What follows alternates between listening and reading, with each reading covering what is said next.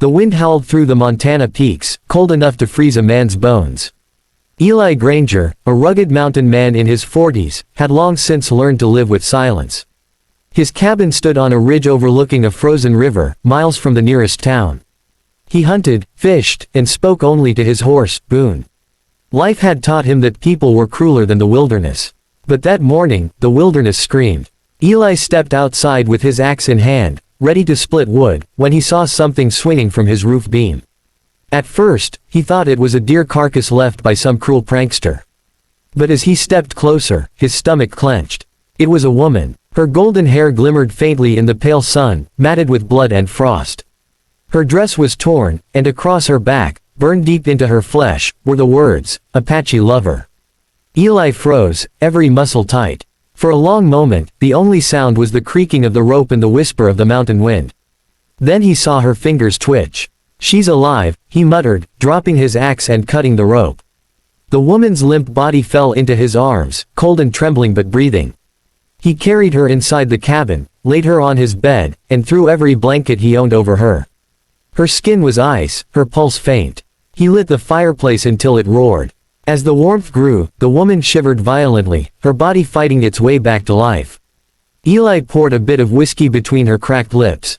She coughed weakly, eyes fluttering open. Blue, sharp and terrified. "Where am I?" she whispered, voice dry as dust. "Safe. For now," Eli said. "Name's Eli Granger. You were hanging from my roof, miss." Tears welled in her eyes, but she turned her face away, ashamed. "I shouldn't have survived," she muttered. "They said they'd make an example of me." Eli frowned. "Who did this?" "The men from town," she whispered. "They said I was a disgrace. Because I loved an Apache." Her voice broke. Eli stared at the burned words on her back, anger burning in his chest like a wildfire. He'd seen cruelty before, men killing for greed, revenge, or hate, but branding a woman because of love. That was a sickness he couldn't stomach. "You rest," he said quietly. "Ain't no one touching you here." He stayed by the fire all night, watching her breathe, feeding her spoonfuls of broth when she stirred. Outside, the storm began to rise, covering the world in white. For the first time in years, Eli wasn't alone in his cabin. But deep down, he knew what her presence meant. Trouble had found him again, and this time, it came in the form of a broken woman with golden hair and a scar that told a story darker than any he'd heard in these mountains. And somehow, he already knew, he would risk everything to protect her. When morning came, the blizzard had blanketed the mountains in white silence. Eli Granger stirred the fire and glanced toward his bed. The woman was still there, breathing slowly beneath the old bare blanket. Her golden hair, tangled and burnt in places, glowed softly in the firelight. She opened her eyes and flinched when she saw him. He raised his hands gently. "Easy now. You're safe." Her lips trembled. "You should have left me there," she said. "Can't leave a livin' soul hanging from my roof," Eli replied simply. He handed her a tin cup of water. She sipped slowly, wincing as it touched her cracked lips. Then she looked around the small cabin, wooden shelves lined with tools, hunting knives, and jars of dried herbs. "You live out here alone?" she asked weakly. "Been that way for years," he said. "Name's Eli Granger." She hesitated before whispering, "Clara." He nodded. "Clara it is." For a while, there was only the crackle of fire between them. Then, softly, Eli asked, "You wanna tell me why someone did that to you?" Her hands trembled. "They called me a traitor," she whispered.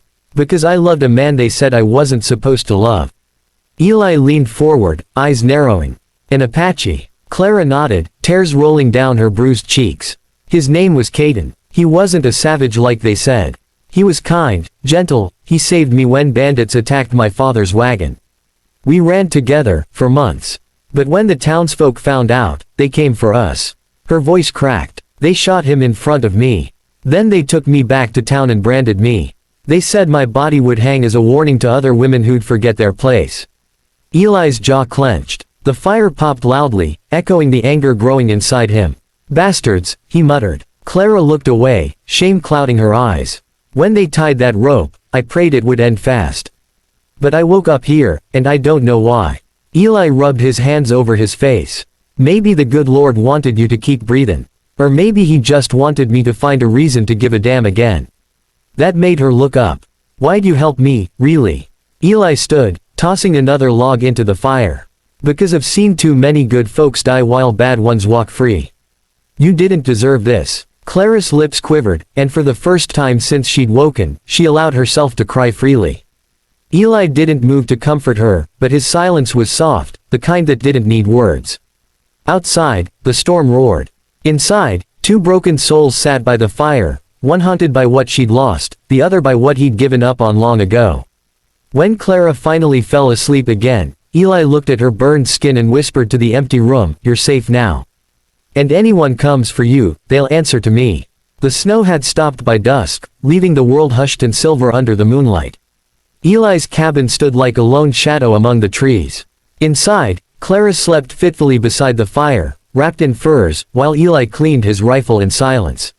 He hadn't said much all day, but the look in his eyes was sharper than the blade on his knife. He knew men like those who'd hurt her, small-town cowards who carried torches to hide their fear, righteous only when standing in a mob. And he knew they'd come back. It was only a matter of time. The first sound came just after midnight, the distant whinny of horses, the crack of boots on frozen ground. Eli's instincts kicked in. He moved to the window, saw flickers of orange weaving through the trees. Torches. At least half a dozen men. "Clara," he whispered, shaking her shoulder. "Wake up. They're here." Her eyes flew open, wild with fear. "No, please." "Shish," he hushed. "You'll do just what I say. Go under the floorboards, quick." He pulled up a loose plank near the fire, revealing a small hollow space where he kept dried venison. She hesitated, trembling. "Eli, they'll kill you."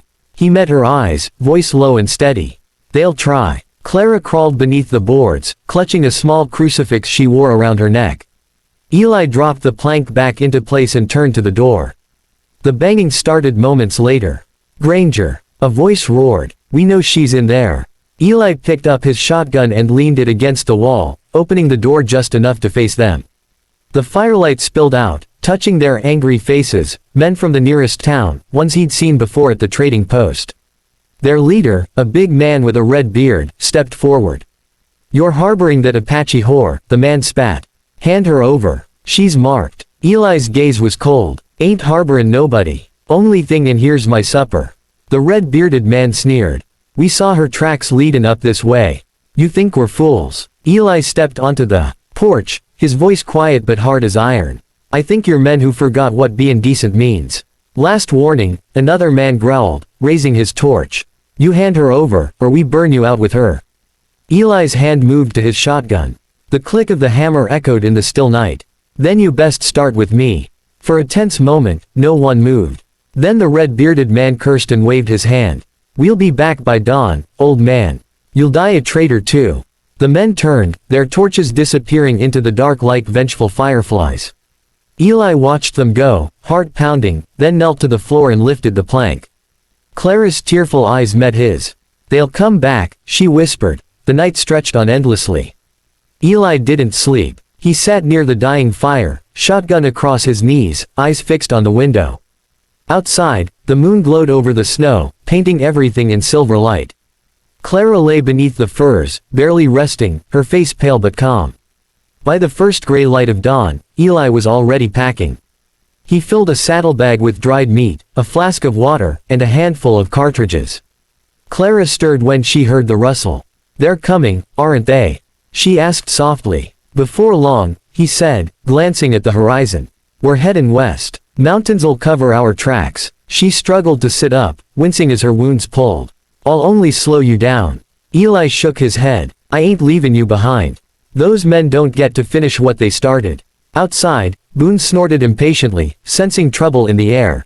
Eli helped Clara to her feet, steadying her as she wrapped herself in a heavy coat.